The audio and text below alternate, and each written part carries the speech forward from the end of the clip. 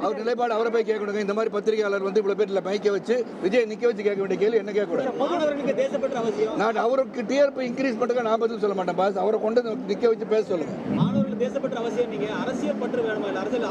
கண்டிப்பா வேணுங்க. அரசியல் பற்று இருக்கணும். Democratic country. மாணவர்கள் மட்டும் இல்லை, எல்லாருமே.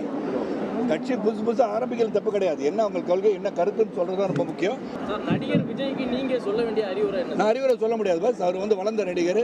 அவருக்கு நான் என்ன அறிவுரை சொல்றது? அரசியல்வாதியா நீங்க அவருக்கு சொல்ல அரசியல்வாதி அவர் அரசியல்வாதியை நான் இன்னும் ஏத்துக்கலையே. ஃபீல்டுக்கு வந்திருக்காரு. இனிமே அவர் கொள்கை என்ன, கோட்பாடு என்ன, what is going to to இதெல்லாம் கேட்டால் பெரிய பிரஸ் மீட் தரணும் பாஸ். சாதாரண விஷயம் கிடையாது. சொன்னது நிறைய விஷயம் சொல்றாரு. அதை பற்றி நான் சொன்ன விலாவரியாக உங்களை இன்னைக்கு காலையிலேருந்து சாயந்தரம் வரைக்கும் பேசுகிறோம். அவ்வளோ கருத்துக்கள் சொல்லியிருக்காரு. எக்கனாமிக் ஸ்ட்ரென்த் உருவாக்கும், எல்லாருக்கும் வீடு கட்டுன்ற வசதியை உருவாக்குன்னு சொல்றாரு.